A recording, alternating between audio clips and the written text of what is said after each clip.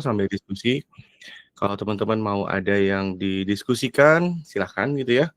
Langsung dipotong aja, ada tombol untuk raise hand di bawah. Kadang-kadang nungguin sampai selesai juga suka lupa gitu ya teman-teman. Eee, Webinar kita malam ini kita mau ngobrolin soal si measurement di AI era. Ini kayaknya bahasan yang mungkin teman-teman juga udah dibombardir gitu ya sama obrolan soal ini, dan ya ini juga terjadi sama kita di Search Agency sebetulnya. Dan yang gue akan share sama teman-teman, framework yang gue pakai sekarang, at least mencoba untuk di-propose sama klien gue gitu ya teman-teman, karena terus terang belum semuanya menerima kondisi ini gitu ya, masih banyak yang, kekeh dengan measurement yang mereka terbiasa gitu ya, padahal itu udah nggak bisa bekerja lagi ya kan. So, teman-teman ya nggak bisa tutup mata gitu kalau perubahan yang terjadi sekarang ini bukan perubahan yang kecil, tapi perubahan yang besar banget ya kan. Besar karena apa yang terjadi di search landscape kita sekarang itu merubah bagaimana user kita berinteraksi dengan pencarian ya kan, melakukan pencarian dan seterusnya. Mmm, Ya sebenarnya bukan hanya karena banyak search yang dijawab oleh generative answers gitu ya, tapi cara audiens kita melakukan pencarian juga udah berubah ya kan. Kalau dulu kita terbiasa untuk melihat audiens kita berinteraksi hanya dengan Google Search misalnya, terus mereka ya udah puas dengan top 10 result yang ditampilkan oleh hasil pencarian ya kan. Kalau sekarang mereka berinteraksi dengan pencarian di banyak platform yang kadang-kadang kita sendiri susah untuk melakukan tracking terhadap platform-platform itu. Problem yang selanjutnya terjadi adalah attribution. Karena ya kalau dulu kita kan bisa nge-track semuanya secara linear. Dari impressions kita tampil di hasil pencarian, orang ngeklik, orang datang ke website kita jadi session, session jadi engagement, engagement jadi conversion dan seterusnya ya kan. Kalau sekarang karena platformnya banyak dan tidak semua platform itu memberikan attribution yang lengkap terhadap users yang melakukan pencarian, ini yang susah untuk kita karena ya nggak bisa lagi kita nge-track-nya secara linear seperti dulu, ya kan. Iya, challenge yang kita hadapi kan banyak gitu ya teman-teman, salah satunya adalah ini gitu. Ya, ini udah data dari beberapa bulan yang lalu, iya kayaknya mungkin awal tahun gitu ya teman-teman ya. Research-nya nunjukin kalau di hasil pencarian muncul generative answers, CTR-nya turun dari 2,94 ke 0,84. Dipotong hampir 3/4%, 3/4 kali gitu ya teman-teman ya. Tinggal seperempatnya deh, seperempat juga kurang kan. Iya, nggak bisa kita hindarin gitu ya kan, terutama kalau teman-teman yang bekerja dengan strategi konten yang kebanyakan adalah informational, kontennya ya kan. Karena ya sekarang hampir semua informational search muncul generative answer di sana, ya kan.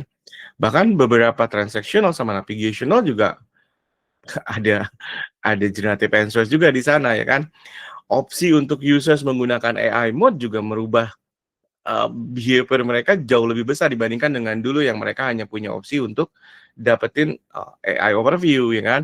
Sekarang AI mode ya semuanya fully driven by AI, ya kan. Itu di search, bagaimana dengan mereka yang berinteraksi dengan LLM? Karena kayak kayak gue misalnya kerja sama hospitality, kalau kemarin teman-teman nonton di SEO Show gue barengan sama Mas Diki, kita ngobrolin ini juga ya kan. Kita juga tahu gitu bahwa sekarang audiens kita di hospitality, mereka kalau bikin itinerary ya kan, nyari guide dan seterusnya, udah nggak nyari lagi ke Google, tapi mereka cukup datang ke ChatGPT bilang, "Gue mau pergi ke Bali, kasih tahu gue apa yang harus gue lakukan di Bali selama 3 hari ini sampai hari ini," ya kan. Itu udah selesai di sana, mereka nggak perlu lagi melakukan pencarian, ya kan.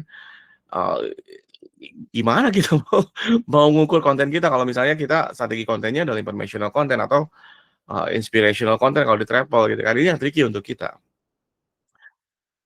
Iya, perubahan-perubahan di audience behavior ini, ya kita mah terima aja gitu karena research-nya juga nunjukin kalau banyak users yang sekarang percaya atau rely dengan hasil yang dilakukan oleh yang diberikan oleh generative answers. Udah nggak bisa kita bilang sama mereka, kalau dulu kan teman-teman juga mungkin ngikutin, ada banyak banget gitu orang yang komplain, "Oh AI overview apa jawabannya ngaco-ngaco gitu ya kan. Atau kalau di LLM dulu kan teman-teman juga mungkin sering ngelihat gitu, LLM ngasih jawaban yang halusinasi gitu ya kan. Tapi sekarang pada kenyataannya orang-orang audiens kita ya percaya sama itu gitu ya kan. Ya tentu saja dengan advancement di jawaban-jawaban yang mereka berikan ya kan, kualitas jawaban dan seterusnya tentu saja sudah jauh lebih baik ya kan. Yang akhirnya memberikan kepercayaan itu terhadap audiens yang melakukan pencarian bahwa ya udah ini hasil yang terbaik untuk mereka ya kan. Mereka udah nggak perlu lagi untuk ngelihat atau ngunjungin halaman website atau berinteraksi dengan 10 hasil pencarian yang ada di hasil pencarian, ya kan. Ini kenapa traditional metrics yang tadi gue ceritain sama teman-teman kayaknya udah nggak bisa lagi kita pakai untuk mengukur performance dari SEO campaign kita. Terutama kalau teman-teman misalnya heavy in terms of content productions, content publications, ya kan. Kayaknya nggak adil gitu kalau misalnya konten yang teman-teman sudah publish itu, dilihat kinerjanya menggunakan matriks-matriks yang sebelumnya teman-teman pakai. Impression, click, CTR, engagement, conversion, itu udah nggak bisa lagi, ya kan. Karena bayangin teman-teman, ada konten-konten yang teman-teman publish misalnya, impressionnya tinggi, clicks-nya nggak ada.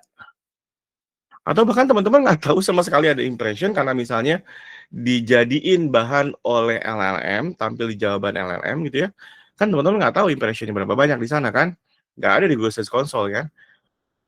Tapi si konten ini sebetulnya mempengaruhi behavior dari audiensnya teman-teman, decision mereka berikutnya dan seterusnya. So kalau teman-teman masih menggunakan measurement matrix yang dulu, si konten ini kan jadinya kelihatan jelek padahal sebetulnya mungkin enggak gitu ya kan. Ini yang gue pengen sharing sama teman-teman gitu supaya teman-teman juga punya perspektif bahwa si audience behavior-nya berubah, cara teman-teman untuk melihat performance SEO juga berubah. Cara teman-teman untuk ngelihat bagaimana konten-konten teman-teman bekerja juga harus berubah gitu. Hmm. Nah, gue sih mau ngasih ngasih lihat sama teman-teman gitu karena ini yang gue hadapin sekarang. Ini salah satu klien gue, pertengahan tahun kemarin tiba-tiba kliennya bilang, "Kayaknya harus kita ubah KPIs-nya." So, eee, sekarang gue punya set of KPIs yang mungkin beberapa bulan yang lalu atau awal tahun kemarin, tahun lalu kita nggak punya gitu. Matrix-matrix ini dalam KPIs-nya kita. Gue highlight sama teman-teman, mulai punya KPIs yang ngeliatin AI overview citations, average position di LLM, AI share of voice, dan seterusnya ya kan. Bahkan gue punya 2 set KPIs karena yang satu ada direct impact KPIs yang beneran langsung punya direct correlation terhadap revenue-nya gue. Satu lagi yang indirect ini yang nanti akan kelihatan di framework-nya kenapa gue punya indirect KPIs ini. Karena ada beberapa matrix yang sebetulnya mungkin teman-teman nggak bisa langsung tarik garis lurus terhadap revenue yang teman-teman punya, tapi matrix ini mempengaruhi gitu goals-nya teman-teman.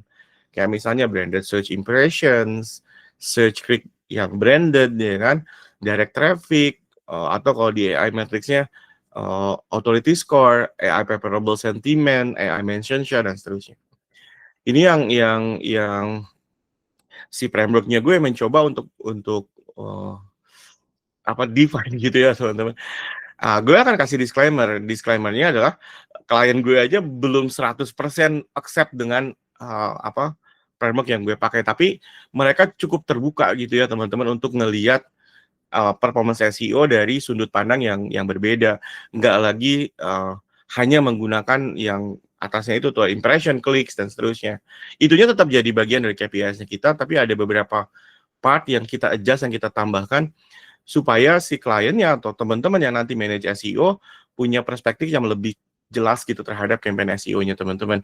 Ini mudah-mudahan bermanfaat untuk teman-teman gitu ya. Ya ini kan problemnya karena ini ya teman-teman. Yang pertama kita ngelihat keywords ranking. Sekarang ya di Google Search misalnya teman-teman lihat AI mode gitu ya. Cara dia synthesize answers, generating answers untuk users yang melakukan pencarian.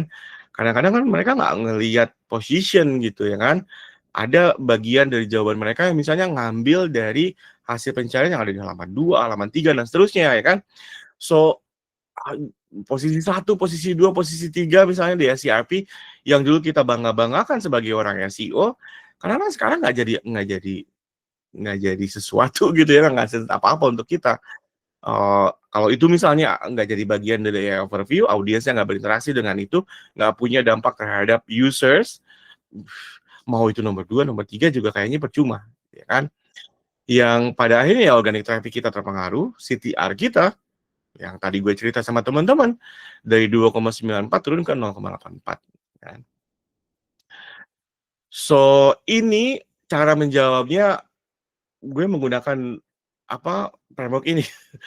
Karena kan salah satu yang tadi gue bilang sama teman-teman ya, kayaknya agak tricky kalau kita ngelihat performance dari konten-konten yang kita publish menggunakan metrik-metrik SEO yang sebelumnya. Makanya kita butuh punya matriks yang baru gitu, cara ngelihat yang baru supaya kita bisa ngasih value terhadap konten kita secara adil, secara fair, kan?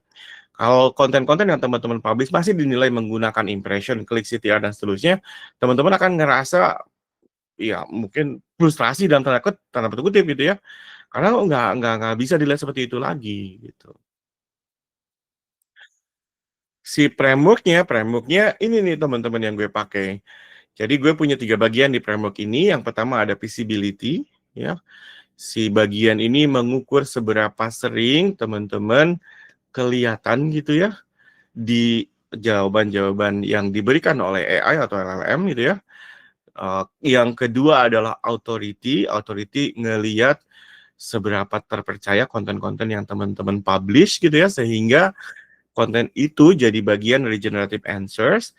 Kemudian yang mungkin apa uh, jadi salah satu part yang penting di measurement framework ini adalah influence. Yang tadi kalau teman-teman masih ingat di contoh KPI yang gue punya itu di define sebagai indirect KPI, ya. Yang influence ini adalah matrix-matrix yang sebetulnya mungkin nggak langsung berkaitan dengan goals yang teman-teman punya, tapi matrix itu mempengaruhi gitu bagaimana bisnis teman-teman bekerja, bagaimana search performance teman-teman berkontribusi terhadap goals yang teman-teman punya. Ya. Untuk yang influence nanti gue punya beberapa contoh cara teman-teman untuk terapin ini di campaign-nya teman-teman gitu ya tuh. So, kita mulai yang pertama ya teman-teman. Kita mulai dengan si visibility ya. Si visibility ini teman-teman mengukur seberapa sering konten-konten yang teman-teman punya ya tampil jadi bagian dari SERP terutama di layer-nya artificial intelligence. Ini juga mungkin bisa extend gitu ya teman-teman ke LLM dan beberapa matrix juga mungkin nanti teman-teman bisa bisa melengkapi itu dengan matrix yang spesifik untuk LLM tertentu gitu ya. Yang pertama adalah share of voice. Share of voice itu mengukur frekuensi dari domainnya teman-teman, seberapa sering domain tersebut dijadiin sebagai bagian dari generative answer-nya AI.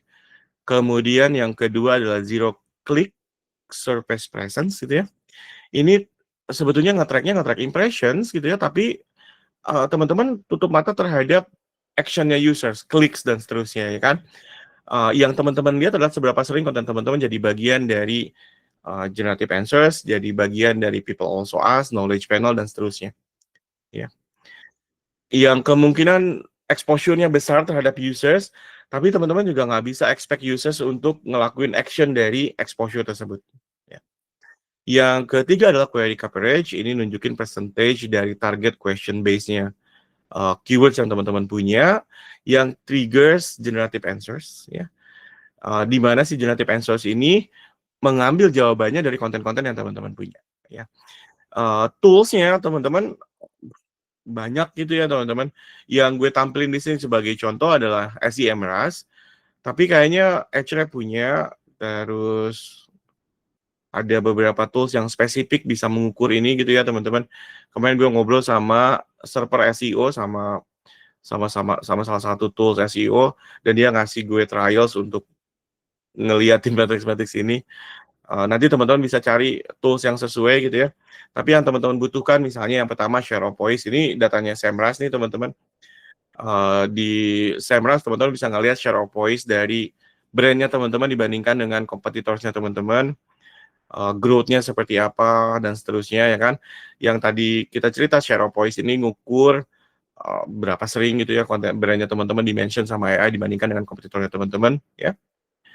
Angka ini ngasih insight ke teman-teman visibility dari brand-nya teman-teman di hadapan audiensnya teman-teman. Kalau di SEMrush teman-teman bisa split view-nya based on platform, teman-teman bisa lihat Google AI Overviews, AI Mode gitu ya, atau ChatGPT, DeepSeek dan seterusnya. Teman-teman juga bisa lihat secara keseluruhan seperti apa share of voice-nya teman-teman. Kan, problem yang gue hadapi di SEMrush sekarang adalah si SEMrush di list of prompts atau list of question yang mereka tampilkan, mereka nggak ngasih lihat question yang kalau kita pengennya ngeliat dalam bahasa Indonesia misalnya kan, atau yang spesifik seperti itu. Mereka juga nggak ngasih keleluasaan untuk kita misalnya nge-breakdown questionnya lebih detail dan seterusnya. Ini yang barusan gue cerita di SEMrush, teman-teman bisa lihat bagaimana setiap prompt atau question yang diajukan oleh users di LLM dijawab oleh LLM tersebut gitu ya. Ini contoh harusnya untuk ChatGPT meskipun formattingnya jadinya berantakan seperti ini ya. Tapi di jawaban ini harusnya teman-teman masih bisa ngelihat brandnya teman-teman ada di mana, seperti apa jawabannya diberikan dan seterusnya ya kan. Teman-teman juga bisa ngelihat ini kepotong ya. Tapi ini positionnya, kenapa di sini positionnya nomor 1? Karena kalau teman-teman lihat di sini brandnya klien gue ada di nomor 1 di jawaban untuk pertanyaan ini gitu ya. Yang lainnya di visibility yang tadi gue cerita, teman-teman juga kalau di SEMrush bisa filter data untuk domainnya teman-teman, apakah domainnya teman-teman ranking untuk people also ask, knowledge graph, dan seterusnya. Ya. Yang ngasih lihat visibility dengan exposure yang besar, meskipun yang tadi gue bilang, nggak bisa kita expect misalnya action dari si user ini secara langsung. Kliknya mungkin nggak terjadi di sana. Yang kedua adalah untuk mengukur authority, ya kan. Si authority ini terms yang sering banget dipakai sama orang SEO ya, ngeliatin domain authority lah apa dan seterusnya ya kan. Tapi authority di sini konteksnya adalah authority yang drive si visibility-nya brand teman-teman di generative answers ya. Karena kalau teman-teman lihat sekarang LLM, ChatGPT, DeepSeek dan seterusnya, mereka punya kecenderungan untuk menggunakan jawaban-jawaban atau konten-konten yang berasal dari domain atau brand yang punya popularitas tinggi ya kan, punya authority yang tinggi gitu kan. Kalau di sini teman-teman ngelihat ini beberapa matrix. Yang pertama adalah AI Visibility Score.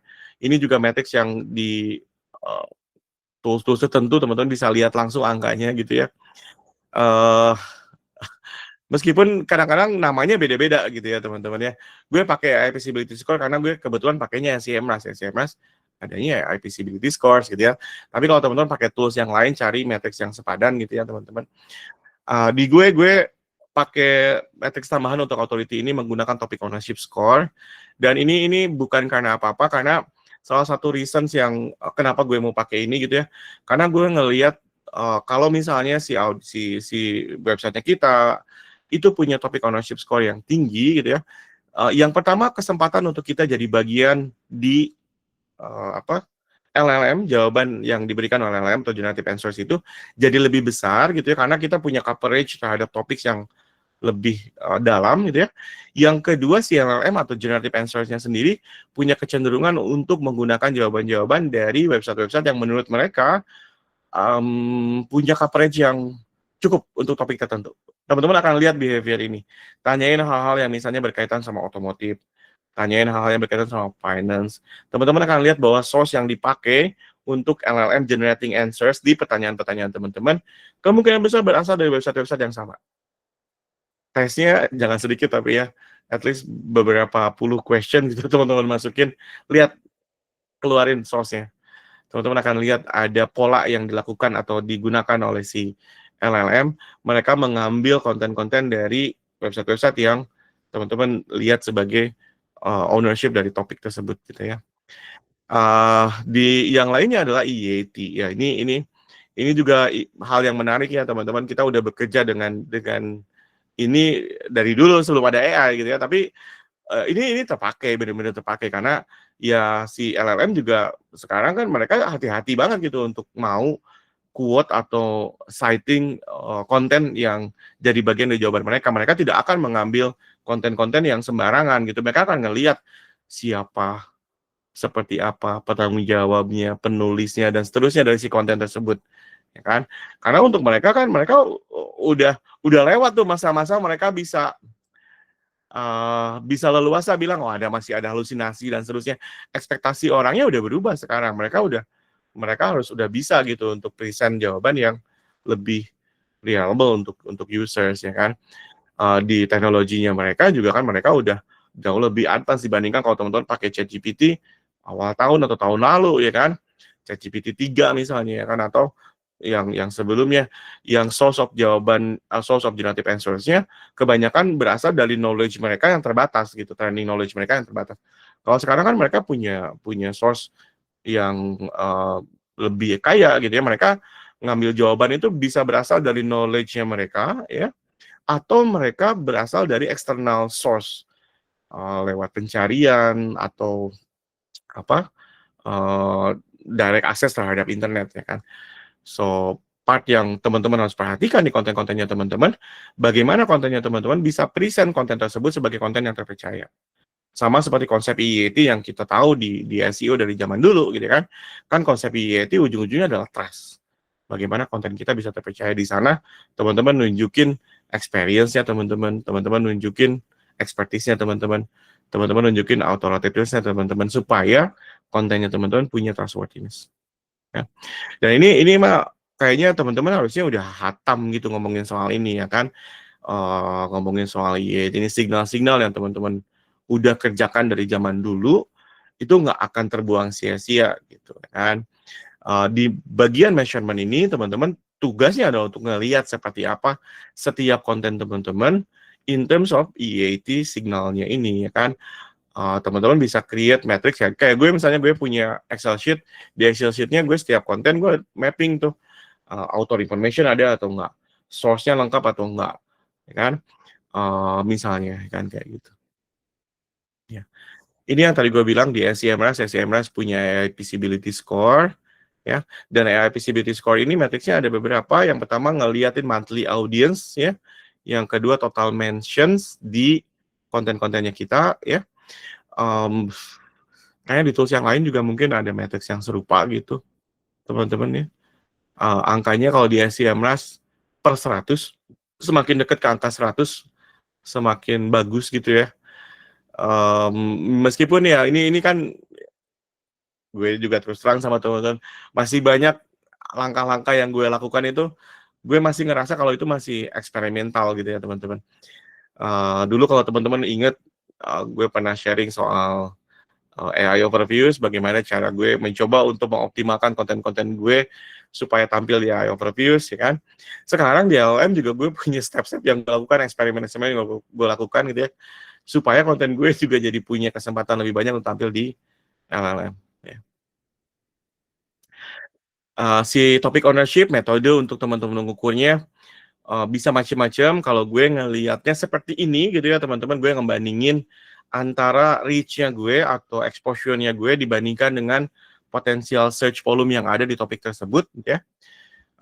Ini kalau teman-teman lihat di sini misalnya di Promil gitu ya, ini total search volume-nya berapa banyak, gue punya brand, exposure-nya berapa besar, ya kan?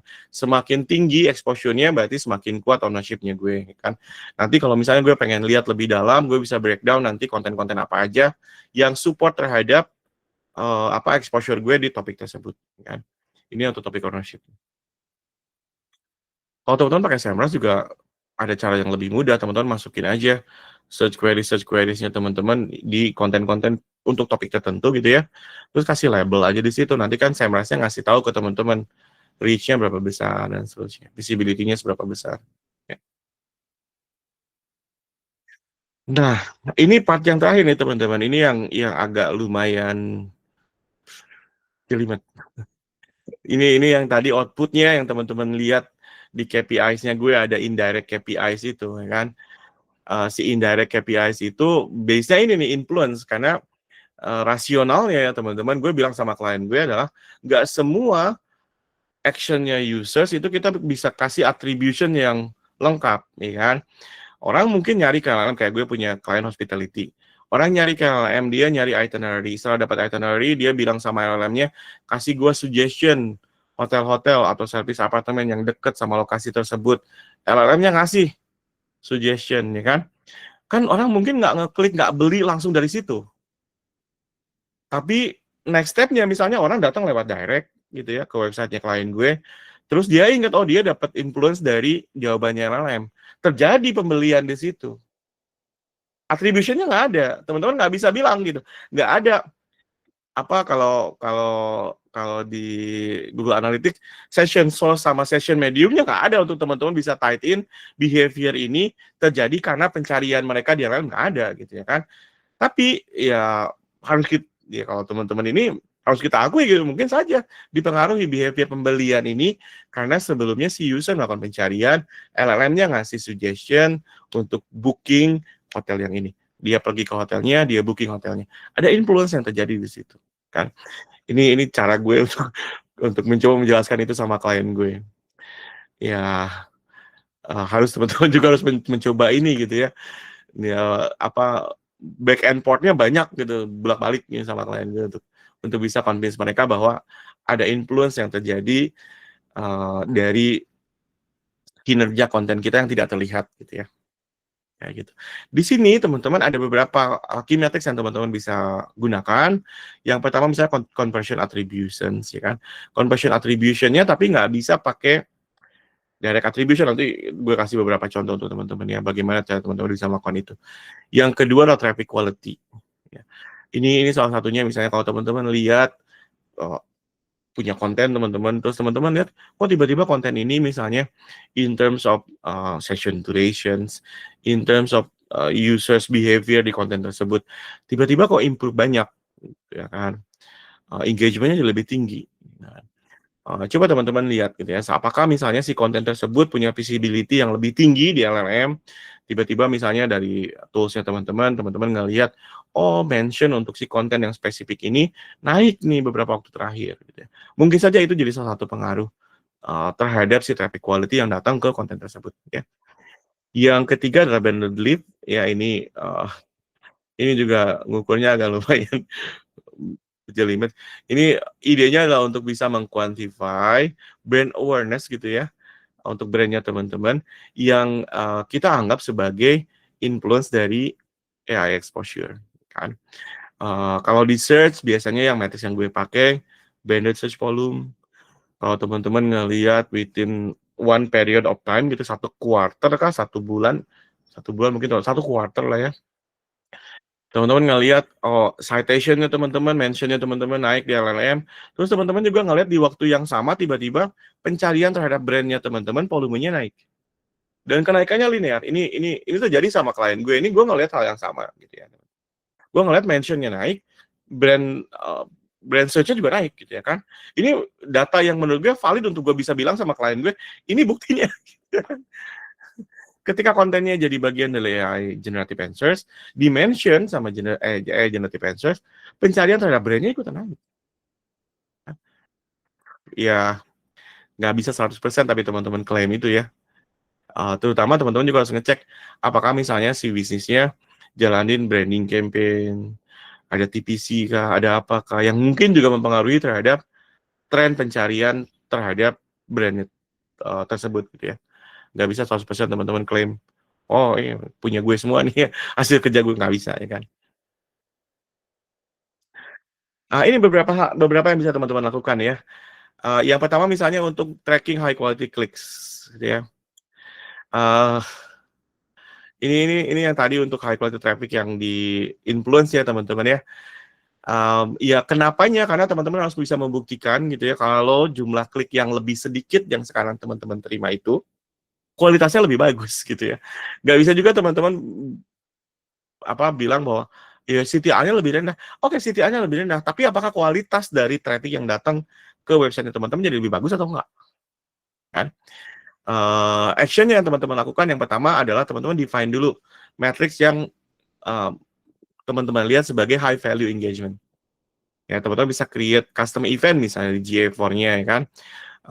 Untuk signal-signal yang kalau gue misalnya pakainya scroll depth, teman-teman di sini juga mungkin masih familiar gitu ya. Scroll depth teman-teman bikin event di Google Tag Managers, eventnya pakai scroll depth vertical 75% gitu ya. Artinya kalau orang masuk ke kontennya teman-teman, dia scroll kontennya sampai 75% dari kontennya, dengan asumsi bahwa sisa 25%-nya adalah footer, dari website teman-teman, berarti kualitas traffic-nya bagus gitu ya. Atau session duration-nya lebih dari 60 second. Ini tapi harus dilihat lebih jelas ya teman-teman, halamannya seperti apa. Karena kan kadang-kadang teman-teman punya halaman yang nggak mau gitu orang stay di situ terlalu lama, ya kan? Harus dilihat halamannya, apakah halamannya artikel, halamannya konten yang memang butuh waktu untuk orang consume konten tersebut, ya session duration valid untuk teman-teman gunakan, melihat apakah traffic yang datang punya high quality atau enggak, kan? Yang selanjutnya action B-nya adalah teman-teman isolate waktu tertentu gitu ya, di segmen organic search-nya, di waktu tertentu gitu ya, untuk konten-konten tertentu yang teman-teman lihat jadi bagian dari AI overviews. Ini datanya teman-teman bisa ambil dari SEMrush misalnya.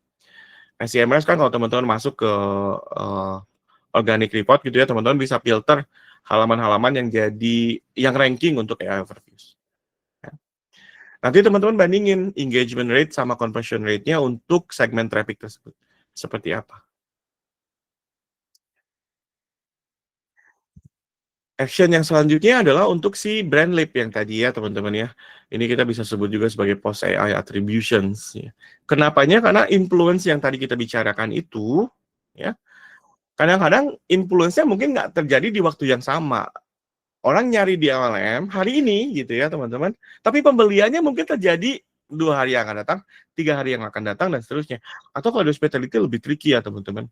Planningnya mungkin terjadi 2-3 bulan sebelumnya. Gitu ya. Nah, kayak sekarang nih kan, orang mau liburan akhir tahun. Research planningnya udah terjadi sekarang, terutama untuk domestik gitu ya. Tapi kalau bookingnya kan mungkin bukan sekarang, bookingnya nanti deket-deket atau enggak misalnya akhir November bookingnya, nunggu gajian dulu ya kan. Nah ini yang kita sebut sebagai delay ya. Direct actionnya nggak terjadi begitu orang melakukan pencarian atau berinteraksi dengan si LLM. Ya.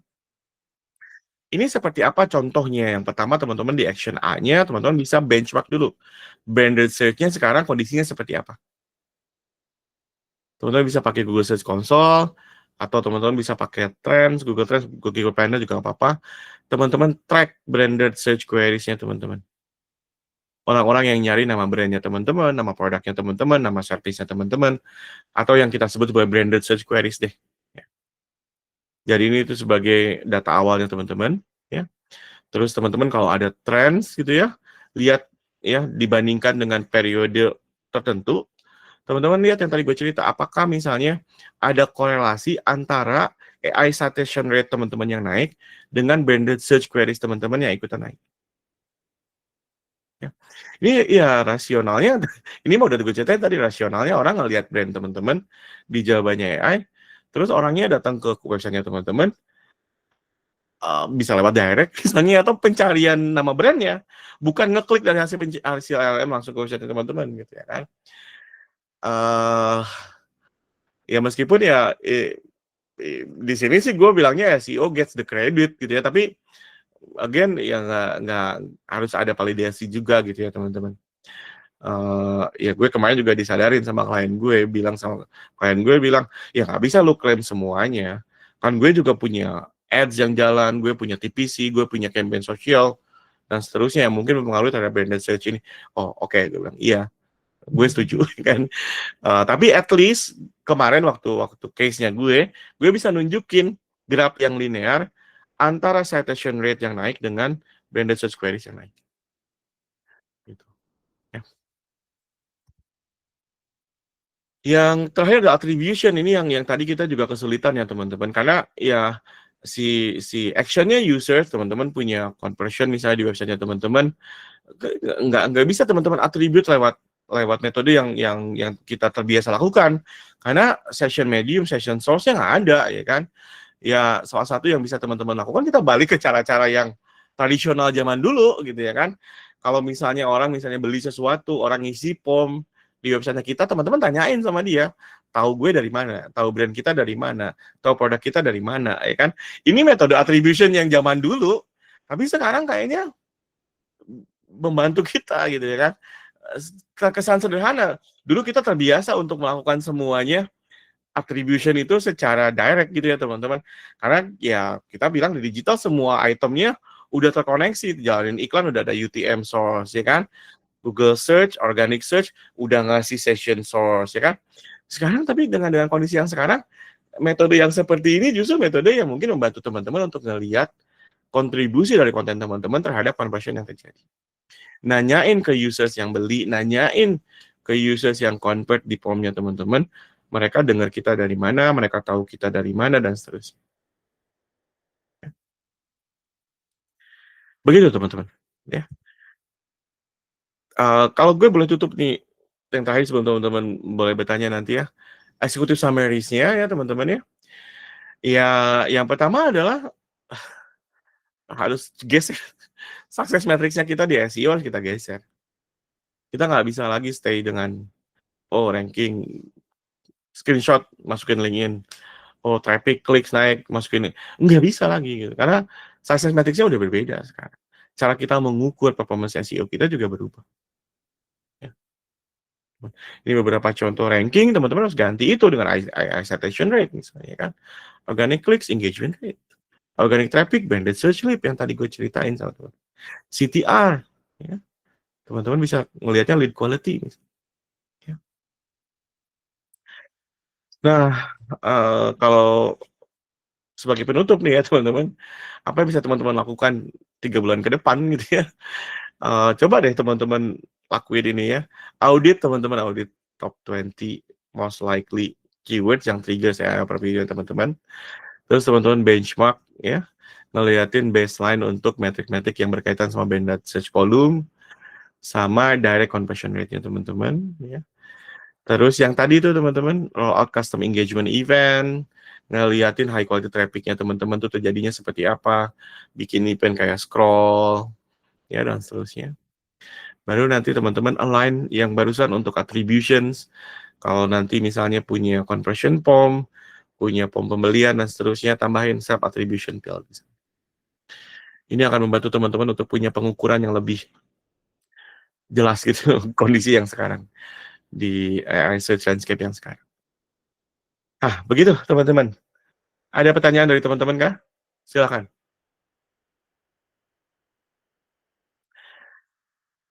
Ada pertanyaan, teman-teman? Nggak ada pertanyaan? Cukup?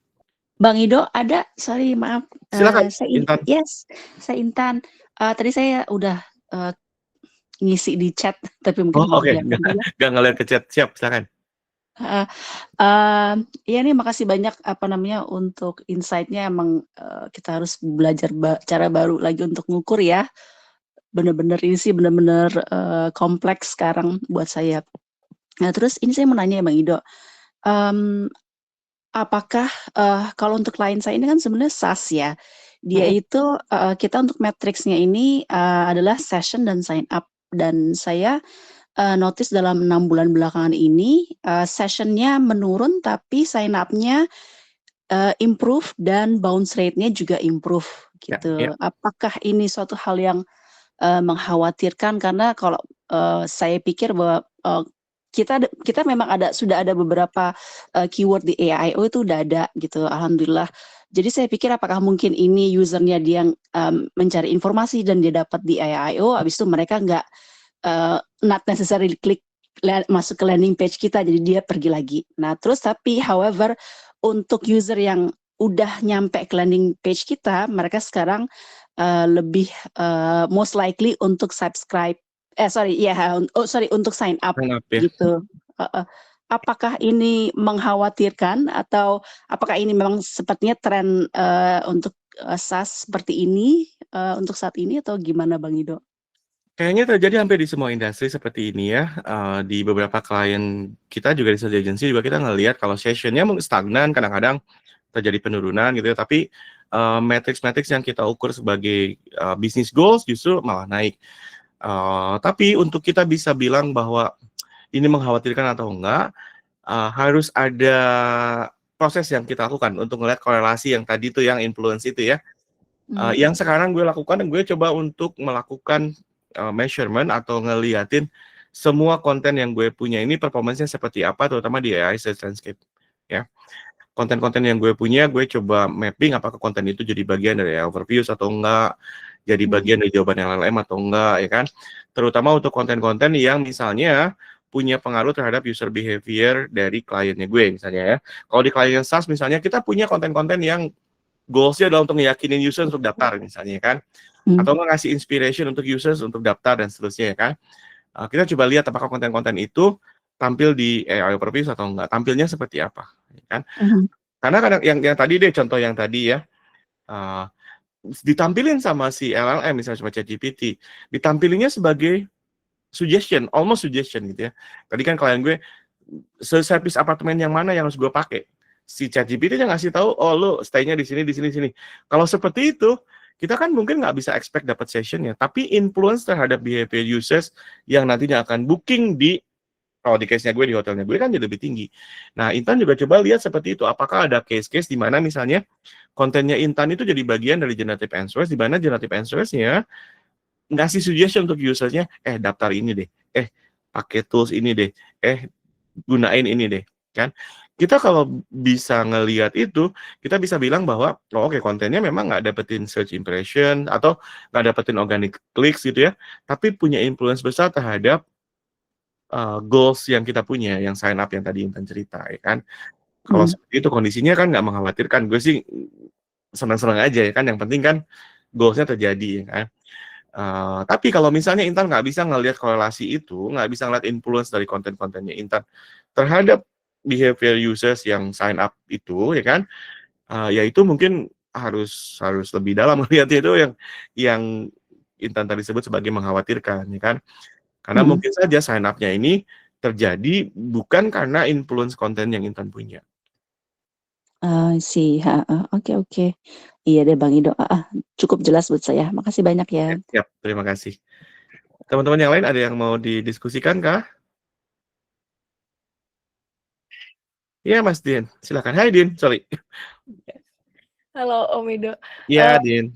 Lebih mau ke ini sih Om Ido, masih kurang paham tentang yang action plan-nya itu yang untuk audit Yang mana?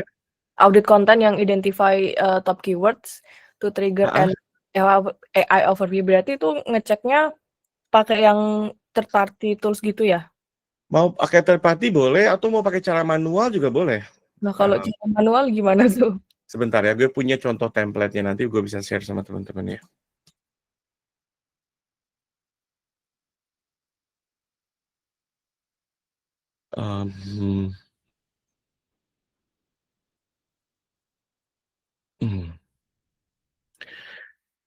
Kalau mau pakai cara manual, tapi memang agak takes time, tapi lebih thorough ya, lebih dalam gitu analisisnya.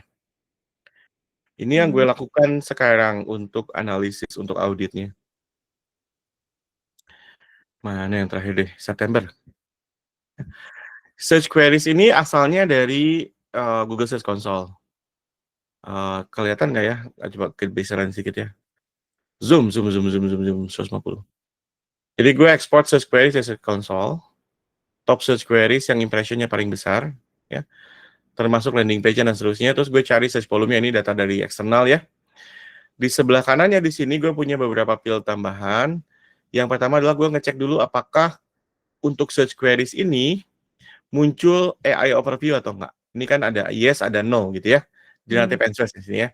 Ini nanti Din masuk ke sini, buka, oh ada AI overview di situ ya kan.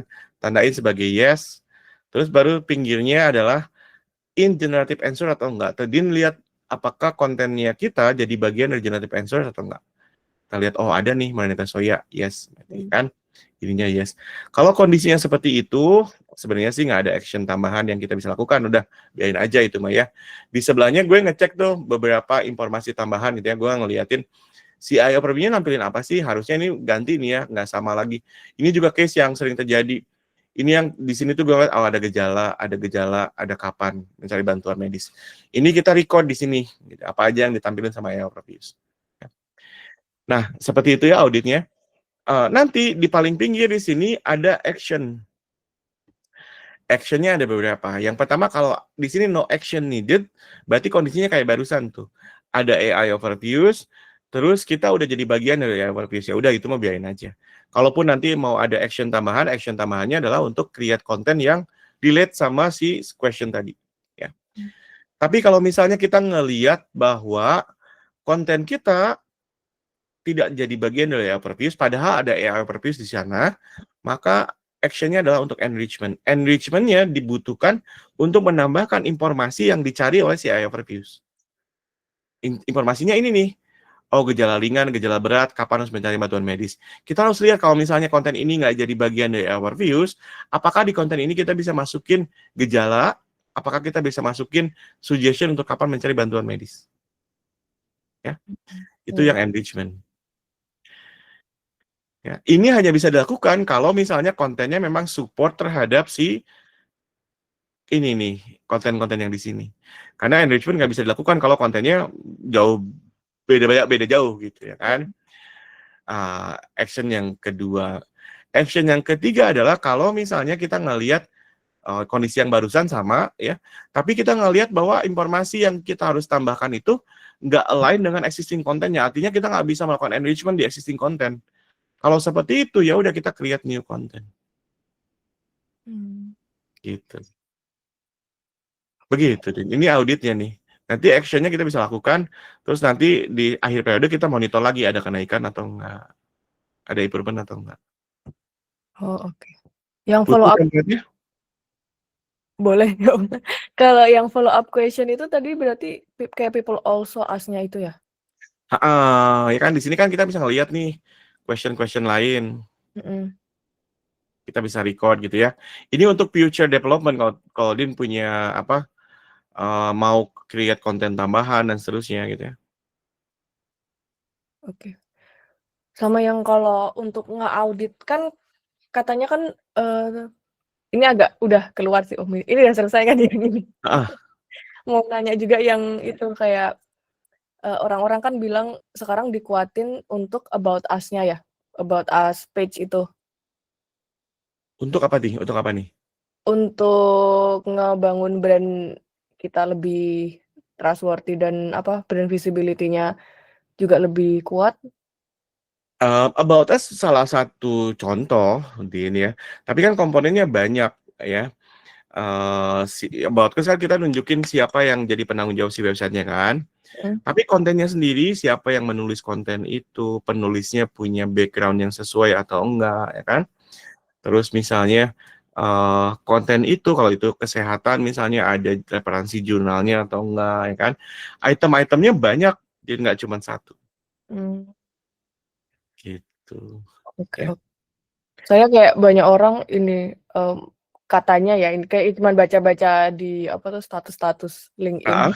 Ya itu untuk lebih nguatin lagi nge-optimize about us page yang kayak gitu. Tapi kayak masih belum dapat sih itu sebenarnya best practice-nya atau maksudnya yang dilakukan sama orang tuh lebih nge-highlight apanya gitu di halaman tersebut selain ngomongin company-nya.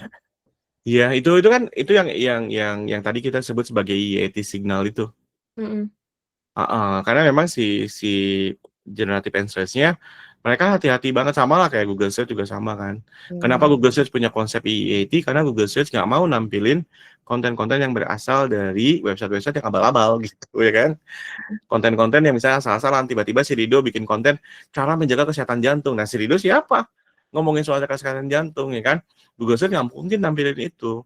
Karena Google ngelihat bahwa kontennya bukan konten yang terpercaya. Ngomongin kesehatan jantung yang nulis Rido ya kan. Itu yang LLM juga mencoba mengikuti itu tuh.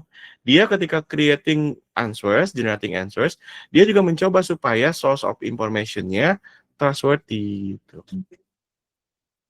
Berarti sebenarnya konsepnya tetap fondasinya sama aja ya. Surprisingly ya teman-teman ya. Banyak hal-hal yang kita kerjakan di SEO termasuk di technical dan seterusnya ya. Itu tuh punya peran yang positif gitu di landscape yang sekarang ya kan. Dan bukan nggak banyak berubah ya, ada perubahan. Tapi hal-hal yang kita sudah lakukan itu tetap bekerja kok, ya kan? Kayak gitu. Teman-teman mau template-nya gue share template-nya di situ ya. Ini gue remove dulu data-data yang lainnya, gue kasih contoh satu lain aja untuk teman-teman. Make a copy aja ya. kasih di kolom chat. Thank you, Om. Thank you teman-teman. Ada pertanyaan lagi teman-teman? Cukup? Cukup ya? Thank you teman-teman yang sudah join, mudah-mudahan bermanfaat. Seperti biasa, kalau ada diskusi tambahan, masukin di grupnya kita aja. Ya. Thank you teman-teman, selamat malam. Dadah semuanya. Malam Om, thank you. Kasih Thank you. malam semuanya.